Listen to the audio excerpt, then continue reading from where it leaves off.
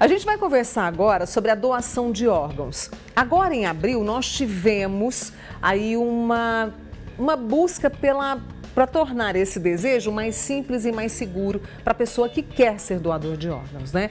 Então, pelo que está previsto, basta registrar o desejo em qualquer cartório de forma online. E essa campanha, né, faz parte aí do sistema AEDO, Autorização Eletrônica de Doação de Órgãos. Foi lançada este mês com o tema Um Só Coração, Seja a Vida na Vida de Alguém.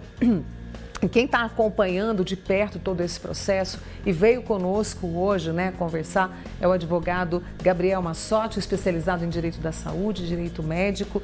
Né? Obrigada, viu, Gabriel, por ter vindo e para nos contar mais sobre isso. Bom, eu me lembro que li que seria um processo seguro e simples, mas parece que o pessoal está esbarrando na hora de registrar essa vontade em algumas dificuldades. Bom dia, Mônica. Bom dia, amigos do Manhã Total.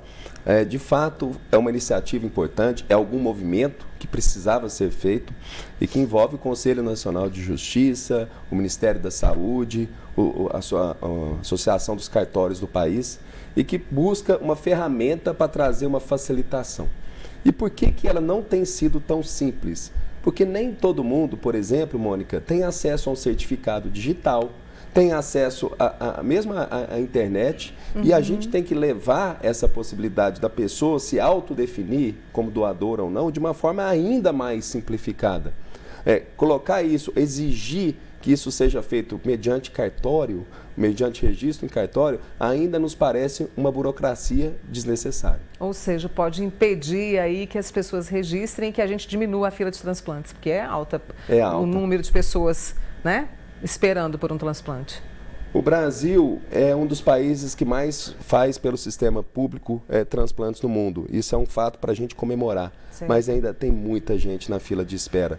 E hoje, no momento em que ocorre o óbito, né, e que existe essa possibilidade, nós temos uma legislação ainda que limita muito. Por exemplo, no Brasil, quem define se o paciente vai doar ou não órgãos, no final, é a família.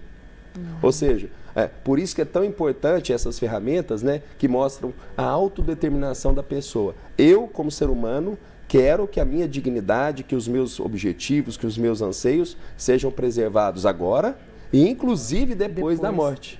Então, essa comunicação com a família talvez seja a ferramenta mais importante. A família normalmente não quer falar sobre a morte. Isso é natural. O nosso país ainda é muito arraigado na religiosidade e tem dificuldade de falar sobre a morte.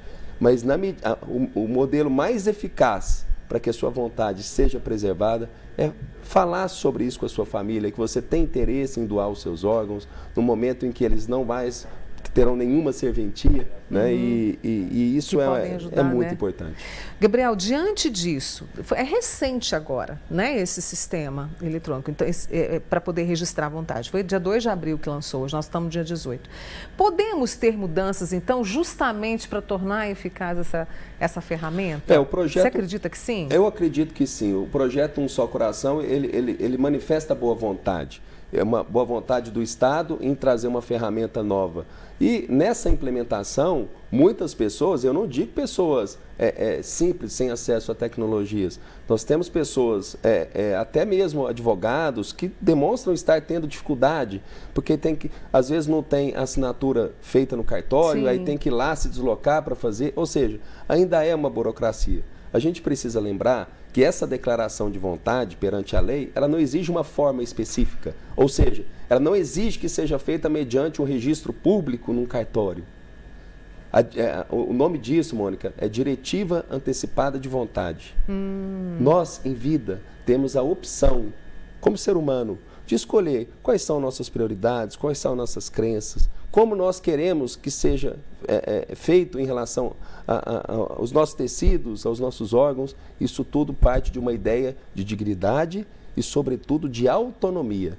Nós temos autonomia sobre o nosso próprio corpo. A gente defende isso tanto quando a gente fala sobre os direitos das mulheres. E por que não pensar que esse direito também prevalece depois da morte? Essa iniciativa ela é muito boa. A gente tem que comemorar aquilo que é feito. A gente saiu de uma inércia. Mas a gente precisa avançar. E para isso, primeiro, tirar o protagonismo da família nessa decisão. Quem define, a gente sempre pensa no modelo de uma família ideal, mas nem sempre a pessoa tem intimidade com os pais para que possam tomar uma decisão tão importante. Então, quem tem que definir isso no final, na última página? As pessoas. São as próprias pessoas. Somos nós, né? E aí o Estado, ele pode colaborar com isso. A gente tem, por exemplo, Mônica, isso sempre foi uma sugestão, eu já escrevi sobre isso, já publiquei sobre isso. A gente tem ferramentas mais simples, o gov.br, através do qual as pessoas fazem declaração de imposto de renda, têm acesso a ANS e outros tantos órgãos. Lá já está uma ferramenta mais difundida. E quem vai ter acesso a essa informação será apenas o Sistema Nacional de Transplantes. É o Sistema Nacional de Transplantes que terá a senha para acessar, no momento do óbito, se aquela pessoa tinha ou não a vontade de doar os seus órgãos. E essa decisão, a partir dessa comunicação, no nosso entendimento, que estuda bioética, que a gente estuda a autonomia das pessoas, ela não poderia ser afastada pela família. A decisão da pessoa já está manifestada. Por isso que a gente luta para que a legislação também mude, para tirar esse protagonismo da família. Já é uma decisão difícil. E se é uma decisão difícil, ela tem que ser da própria pessoa. Para quem está acompanhando, né, nós temos aqui muita gente acompanhando o programa, nós já temos essa movimentação em relação à legislação para mudar? Sim, já existe um projeto de lei no Congresso Nacional que faz, só para que o pessoal de casa entenda. E quem tem mais de 30 anos vai lembrar disso. Em 97, a doação no Brasil passou a ser presumida. E a pessoa que não quisesse doar tinha que colocar na carteira de identidade. Eu me lembro. E isso gerou um efeito reverso, porque as pessoas passaram a ser estigmatizadas pelo fato de não querer ser doador. Ou seja, se eu contrato uma pessoa que não é doadora de órgãos, e isso também não é legal, porque também é um direito da pessoa não querer doar. Claro. Então, isso gerou um efeito rebote. Em 2001, a legislação passou a dizer o seguinte: não, a partir de agora, a doação, quem define se vai doar ou não, é a família. No nosso entendimento, errou de novo. Porque tinha que criar um mecanismo simples em que a pessoa pudesse se manifestar e que essa manifestação não precisa ser vista por todos. Ela só precisa ser vista pelo sistema de transplantes.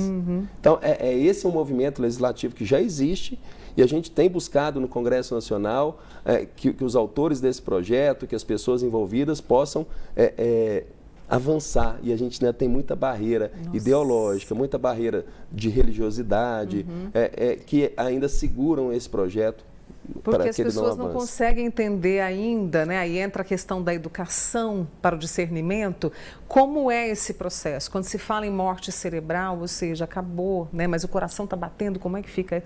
Existe isso nesse processo também. E sabe o que é interessante, Mônica? E eu já ouvi isso de uma pessoa muito simples. Chegou com um filho baleado no Sistema Único de Saúde e estava num corredor. Não recebeu o atendimento adequado naquele momento. E aí, no momento que foi declarado o óbito, de repente vem uma equipe, aparece helicóptero para buscar os órgãos e fala assim: agora você quer os órgãos?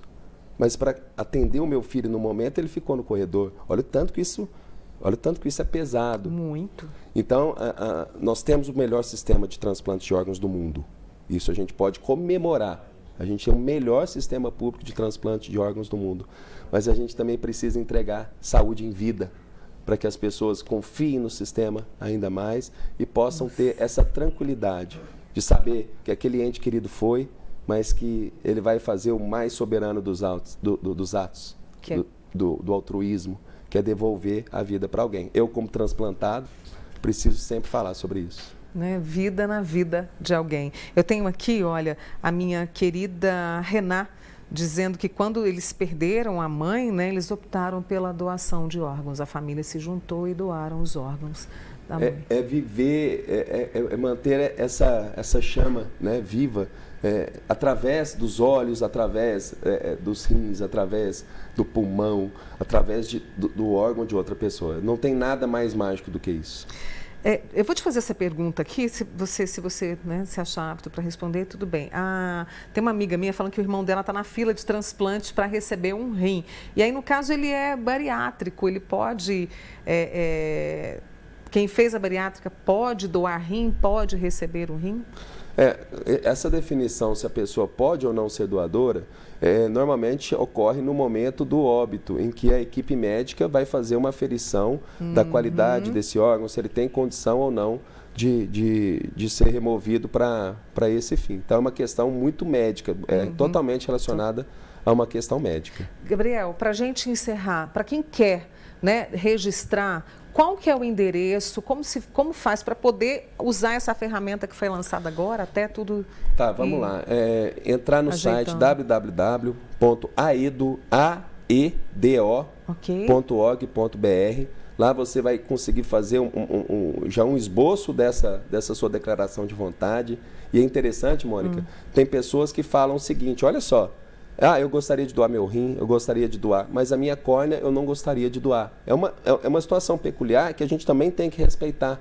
Por algum motivo, por alguma questão religiosa, ela não quer doar um órgão ou outro. Então lá você pode definir, inclusive, quais órgãos você gostaria de doar depois do óbito. É simples, mas ao mesmo tempo exige uma burocracia e a gente vai lutar para que elas sejam cada dia mais afastadas. E qualquer adaptação, mudança, por favor, me chame. Pode deixar comigo. Deixa eu apresentar você mais uma vez, inclusive para a nossa amiga, a Adri Porfírio, que está aqui comigo, é o Dr. Gabriel Massotti, ele que é advogado especialista ali no direito da saúde e direito médico também. Obrigada, viu, Gabriel?